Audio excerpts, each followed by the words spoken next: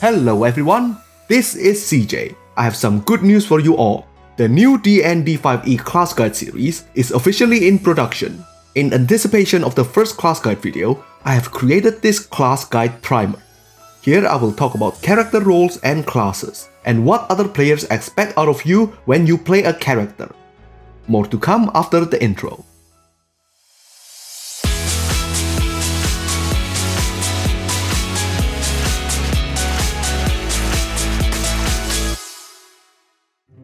In D&D 5e, there are 12 classes in the player's handbook.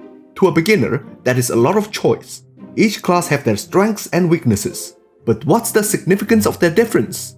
To answer this question, we need to first understand character roles. A character role is a category of functions that can be served by a character. For example, in combat, a defender is a character that can withstand lots of attacks, whether it be due to their high armor class, hit points or other damage reduction features or spells. Strikers, on the other hand, focus on dealing great amount of damage.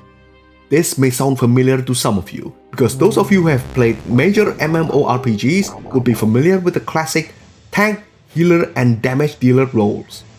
In this classic arrangement, the tank keeps the party safe by directing enemy attacks to itself, the damage dealers cause massive damage to the enemy, while the healer keeps everyone alive long enough to perform their specialized roles.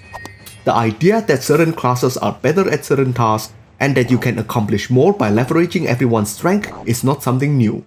But it was first formalized in D&D 4th edition, which divides the roles into the following: Defender, Striker, Leader, and Controller. However, in 5th edition, there isn't any officially recognized character roles. Yet the paradigm has not become obsolete. So I am going to take the liberty to reclassify the roles into something that can be understood more easily, while borrowing terms some people are already familiar with. The problem with role classification by video games is that roles are usually based purely on characters' function in combat. But since there are more broad category of activities besides combat in D&D, such as exploration and social interaction, naturally there are going to be way more roles than what you usually get in video games and MMORPGs. Let's start with combat roles. In combat, there are 4 major roles: Defender, Striker, Single or Multi-Target, Supporter, Buff or Debuff, and Healer. The Defender is the character with high armor class rating and or large amount of hit points. The point is that they are hard to kill, so they get to be the meat shield for the party. While the monsters are busy trying to kill the Defender, the other party members get to do things they are good at relative safety. The Fighter is one of the few classes that can be made into a great defender. But keep in mind that roles in D&D is not as specialized as in some video games. While defenders can take a few hits, they can't take waves and waves of enemy attacks, and they should learn their limit. Because of that, each character usually fulfill more than one roles, but to different degree of effectiveness. Fighters also make good single target strikers. A striker's task is to hit hard. Some are better at dealing damage to a single target, like Rogue and Fighter, but there are also those who are great at causing damage to multiple enemies at once, like the Wizard. Party members can also help in combat by using their support features or spells. The Wizard, for example, can debuff their enemies by putting them to sleep or blind them with spells. The Cleric, on the other hand, has many buffing spells they can use to make their party members more effective in combat. Clerics are also great at healing, and healers are tremendously useful to have in a party. But keep in mind that unlike video games and MMORPGs, healing in D&D is not as efficient. It is very hard to compete with how quickly enemies can do damage. But the healer can be the game changer if you need some healing in critical situations. Usually, taking long or short rests strategically throughout your adventure is a better way to manage your hit points. Understanding these roles would increase your party's combat efficiency, but you don't need to fulfill every role to be a great party of adventurers. Remember, this is D&D. You don't have to solve all problems by killing your enemies. Running away and talking to your opponents are possible solutions you can aim for.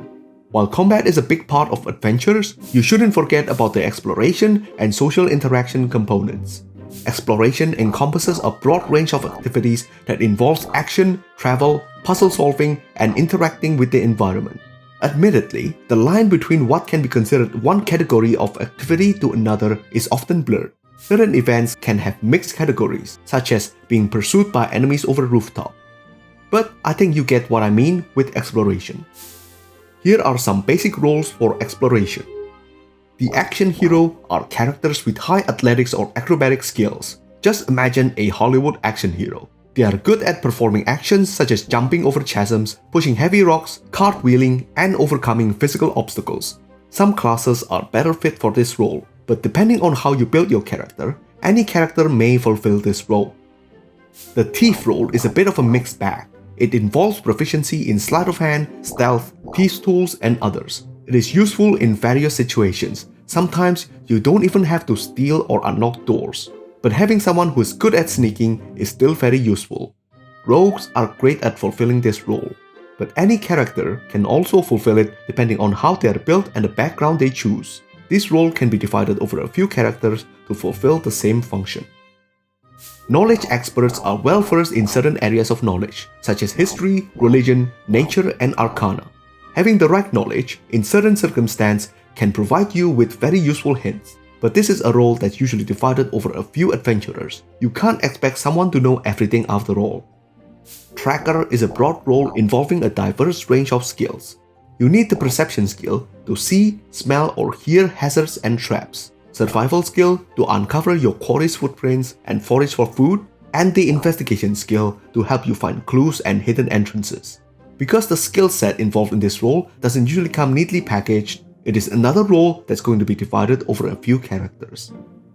The last entry is not actually a specific role, but it is a reminder that having the right spell and specialized class features in certain circumstances can solve problems in a snap.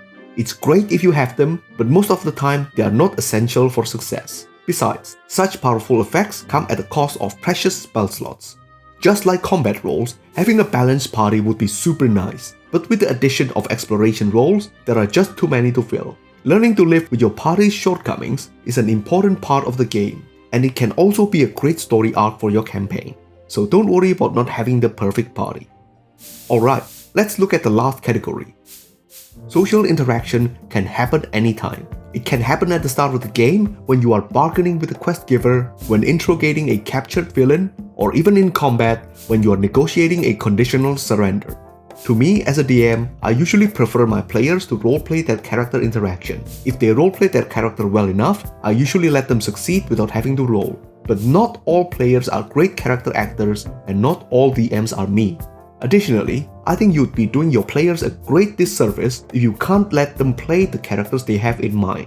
So dice rolling for social interaction is a legit way of playing, at least for me.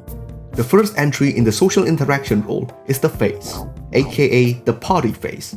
They handle most social interaction using their overwhelming charisma and related skills in deception, persuasion, and so on. Some players can even power through most social interaction by the merit of their role-playing if the DM allows it. However, your skill in rhetoric may not help you discerning the truth. This is where lie detectors come in. Either through their great insight or spell, they cut out all the BS and prevent your group from getting bamboozled. In extreme circumstances, you might want to rely on drastic measures. Rather than explaining the purpose of your months-long quest to an NPC guarding a gate that you need to get through, it can be a lot easier to just charm and mind control them. This is why social spell or feature users can be very handy. Can't find the witness to a murder?